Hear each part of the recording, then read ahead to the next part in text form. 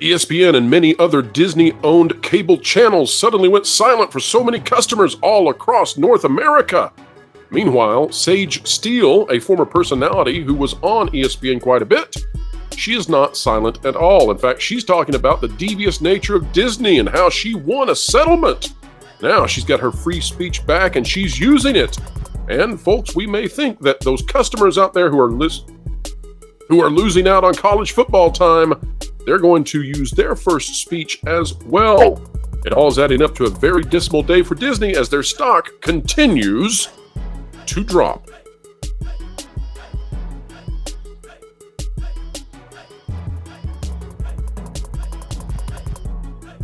All right, folks, welcome back to another video of excellence here on the WDW Pro channel. What a joy it is that all of you have elected to join us. And as a result, we endeavor to explain entertainment, keep you ahead of the culture curve, and add value to your day. Adding value to this video today is Jonas J. Campbell and Andrew, also known as Caffeinated Wolf. Gentlemen, welcome back. Hey, thanks for having me back. It's great to be here. Yeah, good to be here. And I get to be on a video with Andrew, so extra special today. Extra special. It's like ice cream with sprinkles. All right, let's get into those sprinkles right now. This out of CBS News by Simran Singh. Disney-owned channels, including ABC and ESPN, go dark on Charter Spectrum due to dispute. Disney Entertainment-owned channels, including ABC and ESPN, went dark Thursday night for Charter Spectrum subscribers after the companies failed to agree on terms for Charter to carry Disney programming. The so-called carriage dispute came to a head as ESPN was airing both the U.S. Open tennis tournament and a college football game between the University of Utah and the University of Florida. Charter, a provider of broadband and cable services, has 14.7 million subscribers. Disney-owned channels affected by the blackout include the Disney Channel, ESPN, Freeform, National Geographic, and many local stations on the ABC network. Some major cities affected include Chicago, Los Angeles, New York, and Houston. The Walt Disney Company has removed their programming from Spectrum, which creates hardship for our customers. Spectrum said in a statement, "We offered Disney a fair deal, yet they are demanding an excessive increase." Now, gentlemen, we have watched as Disney has had an exceptional decrease in the value of their company as the stock has dropped today, if you are watching at the time of this video's release. Although, hey, it's the weekend if not.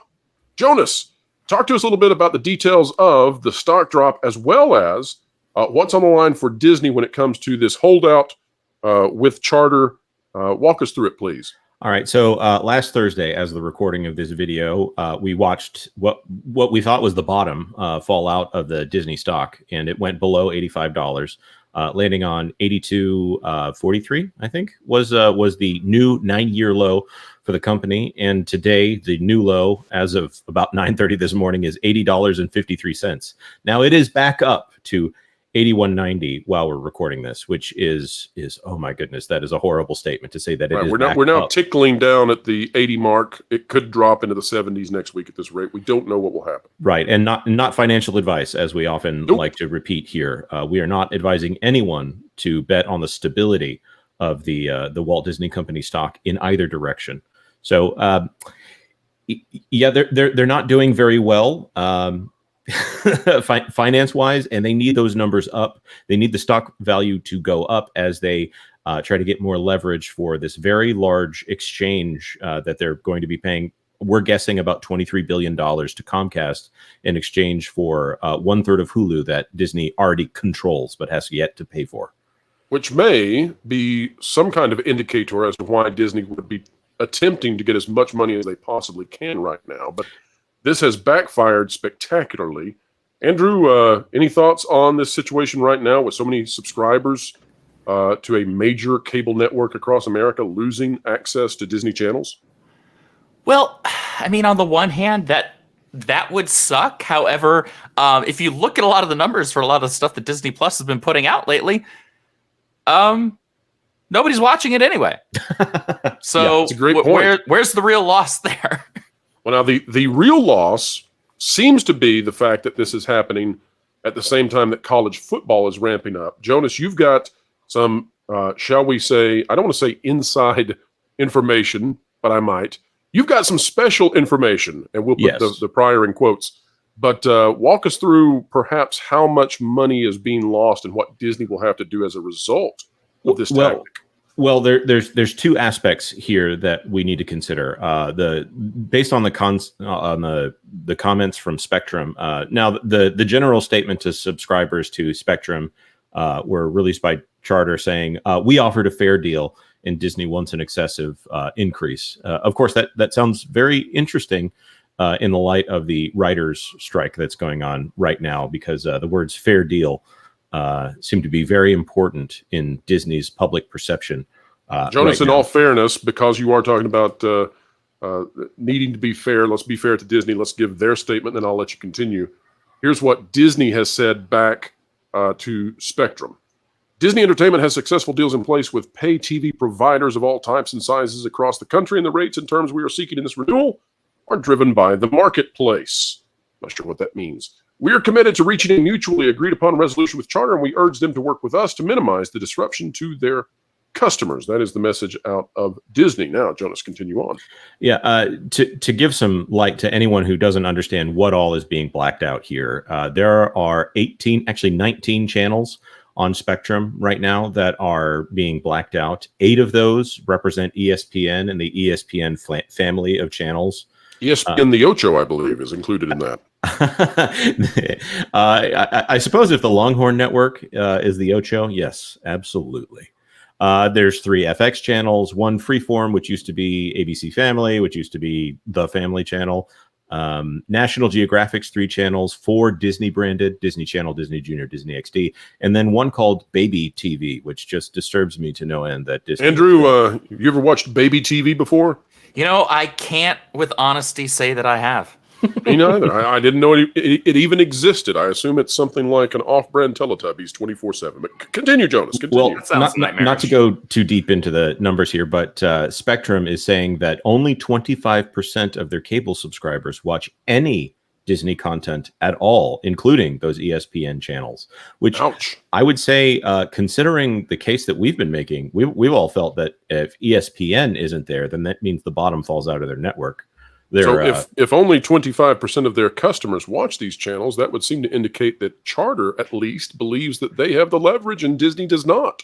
Yeah, so they may be making a bet here to say that there are people who will just subscribe to cable to have cable, which is an interesting bet. So the insider information that we have comes from people familiar with how this would be handled in the past when ads have already been sold for this ESPN content. Read us that red hot info. Jonas, what do we got? Yes, there have been a few instances in the past. I'm going to paraphrase a little bit as we go on to not make it too specific, but two other carriers in this instance, when this happens, ads that were scheduled to run become liabilities on the books for Disney, which means that they owe the people who bought the ads for their ads because they haven't aired them. So it then becomes a problem for them. They have to pay it back, and it lowers their revenue. In other words, Disney is taking a financial hit every single day that they don't make a deal. Yes. Basically, they become audience deficiency units, which means that Disney now owes these advertisers a makeup to make up for the lost viewership. So the ad sales team would then be scrambling to find a new place for those ads like Hulu or Disney Plus.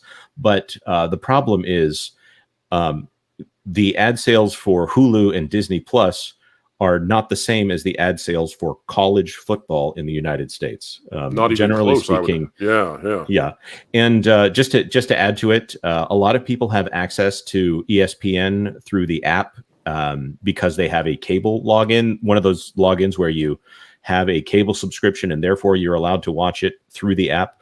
Well, those are currently not allowed to air advertisements against them. So Disney does not have that as a release valve there. There's also a problem here is that according to our source, and I'm going to quote them here, this is where Disney gets very tricky with their accounting. Let's say a company has ads that were scheduled to run exclusively on ESPN for college football, and now given this issue, those scheduled ads have become liabilities or ADUs.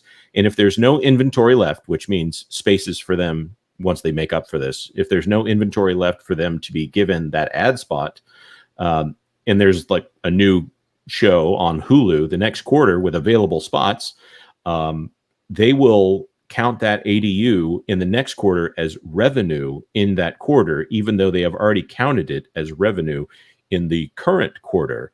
Allegedly, that might allegedly be double counting and a little bit of trickery. And interesting. One additional statement here. This is why ADU liabilities are a priority for the ad sales teams, because it allows finance to adjust the books and highlight new revenue while the advertiser actually isn't paying any additional fees. So that's problematic. And if anyone were investigating the Walt Disney Company's accounting practices, that might be a good place to focus. Very, very interesting. Now, I also find it interesting that on the exact same day that we get into this dilemma, we also have some potentially negative information coming out about Disney and ESPN. How coincidental is that? But before we get into that story, I do want to ask the question. We know that Disney is aiming to get ESPN off of cable and moved into being its own streaming service, free of the contracts that require them to have these games played on linear broadcast. Gentlemen, any thoughts as to whether or not this is part of Disney's movement in that direction, or do we think that's somewhere in the future still? I honestly couldn't say, and to be honest, it's been a little while since I last watched any sports whatsoever. And I think across the board, that's actually been a trend for the last few years. We've seen a dip in viewership pretty much across the board when it comes to sports, international and otherwise. But I mean, honestly, it should be a matter of them just trying to cull the fat and, cut out any extraneous expenses that they have right now, because Disney is not in a good spot when it comes to a lot of their spending and a lot of their revenue streams are down. I see no reason why they should try and hold on to things that aren't doing them any favors.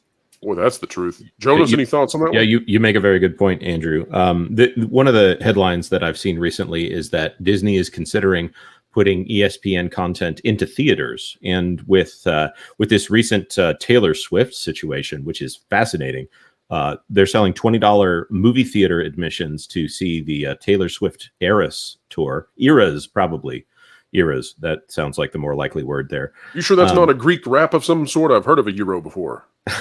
Oh, man, I could really go for a euro. Or a gyro if I'm around. All right. It's getting punny around here. All right. So don't get me started. If it looks like she's going to make more money than The Force Awakens made in theaters, because they're charging these exorbitant ticket prices. If ESPN is looking at a similar situation by putting college football games into theaters and charging more than a ticket price, and also they have opportunities in there during the timeouts to put in their own ads if they have a live streaming situation, which they would have to do for live sports, and also maybe some cut of the concessions. This is a possible revenue stream for ESPN. That being said, in all of this, Bob Iger really showed his hand when he said he basically said we're going to be abandoning this particular market, and then also having these carriage disputes, which they frequently have, as it's come up with almost every single carrier, whether it's YouTube TV, whether it's Comcast, whether it is satellite TV providers. This comes up every single time. ESPN is the sticking point because it is the most expensive block of cable programming, and there are certain subscribers that are only getting cable for ESPN. Whether or not they matter is going to be the question in resolving this issue. If you are sitting at your home right now wondering, well, folks, that's great. Thank you, Pro. Thank you, Jonas. Thank you, Andrew. But I want to know, am I going to be watching college football here on my charter internet, my charter cable this weekend? Well, we just simply cannot tell you. We don't know when these two sides may negotiate a deal, if that happens at all. But, I suspect that there are a large number of people across the country who will be looking for a new place to go hang out to watch college football. So it's time to start getting those football parties ready at your buddies' houses if you have charter. Now let's go and take a look at this other story that is out now. This out of Fox Sports. Sage Steele opens up following ESPN exit. This is so much bigger than me. Steele announced her departure from ESPN August 15th. Again, I find this interesting that this came out on the same day as we were getting into this blackout situation with Charter. It sort of is like a pile-on, I would say, of Disney. Whether that was intentionally done, I do not know. Here's the story. Sage Steele announced her departure from ESPN in August after 16 years following the settlement of her lawsuit against the company. Steele walked away from her dream job to exercise her First Amendment rights more freely nearly 2 years after an appearance on former NFL quarterback Jay Cutler's podcast, which caused a major stir. Having successfully settled my case with ESPN/Disney, I decided to leave so I can exercise my First Amendment rights more freely, Steele posted to X, the company formerly known as Twitter. I'm grateful for so many wonderful experiences over the past 16 years, and I'm excited for my next chapter. So let's talk about some of these things that got her in hot water with ESPN, which is owned by Disney. She apparently has one parent who is of African descent, and she has one parent who is of European descent. And she talked about that and how that she doesn't consider herself only one category. And apparently that got her into trouble. Apparently that was linked back with criticism that she was making some sort of statement that would impact the way people viewed Barack Obama, which I think is an odd thing to say to her, but it is what it is. That's the controversy. Another controversy surrounded her take on medical issues, which we still cannot discuss here on this channel, but she had an opinion about it, and she made the opinion known. And as so many out there were impacted by such, so was she. Now, she has won her settlement, and she is walking away. Andrew, you work for someone who stepped away from the mainstream, from the easy, reliable income streams that are corporations, and started out with an independent comics company of his own. Talking about Eric July. So, Andrew, what do you make of Sage Steele going independent now and coming at Disney? Clearly, she's not under an NDA with this settlement. Well, I commend her for that. I first off, I don't have any familiarity with her, so I don't know her background, her story, or any of that. I have no idea who she is. However, I will say this. There's a lot to be said for putting yourself in a position where you have true independence and true freedom of your speech in terms of what you can and cannot say, and true autonomy. And that's something that we've tried to foster over at the Rippaverse. It's something I'm very proud and thankful for over there, because Eric, as you said, he's not part of the mainstream. We're doing our own thing. We are self-funded. He doesn't answer to a board of directors. He doesn't answer to investors.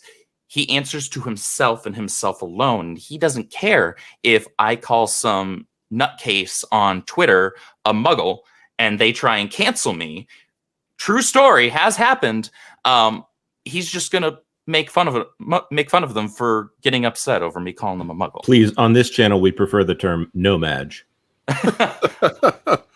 Well, Jonas, what do you make of this idea that here we have a lady who has significant ancestry in Africa? She's highly successful.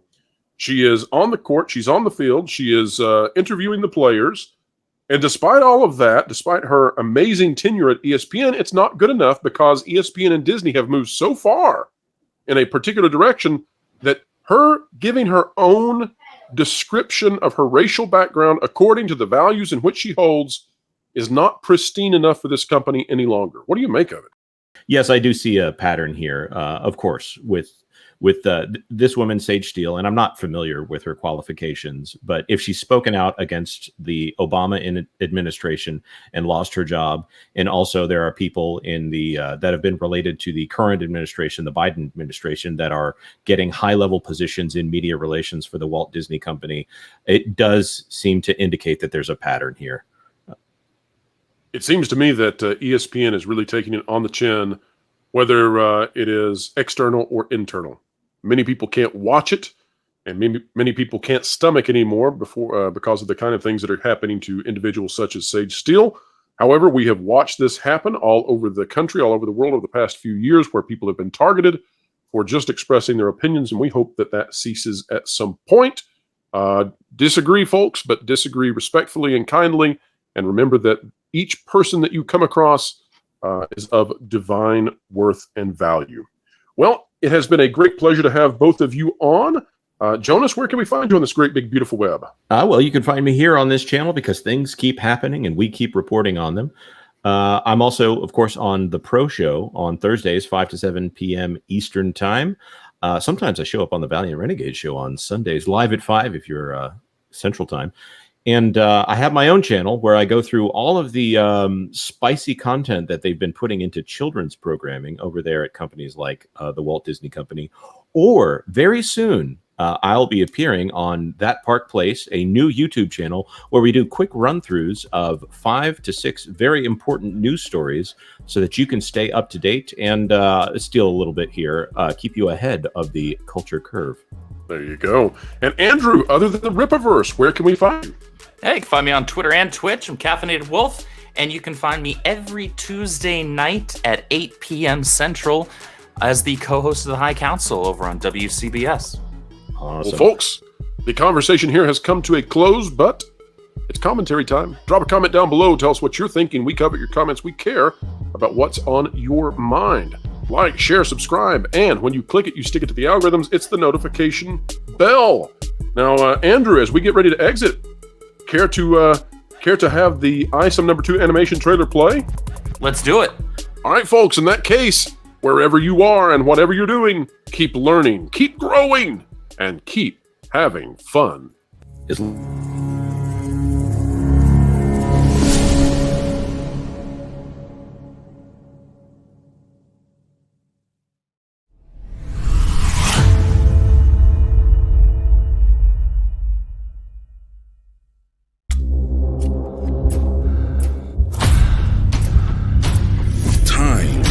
A fascinating thing.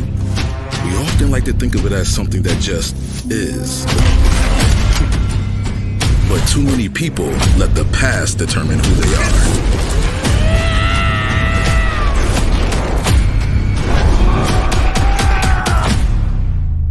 When true greatness is determined by how one deals with the present.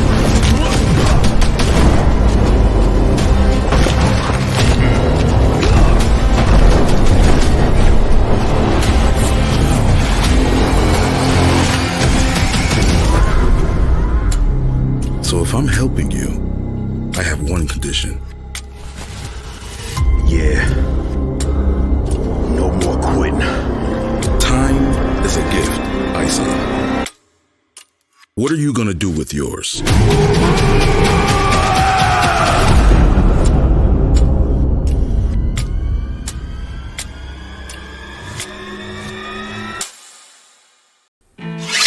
Floral, it's time for you to walk the plank. What?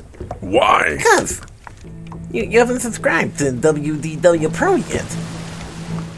Nor bookmark thatparkplace.com on your web browser to get great articles from great contributors. What?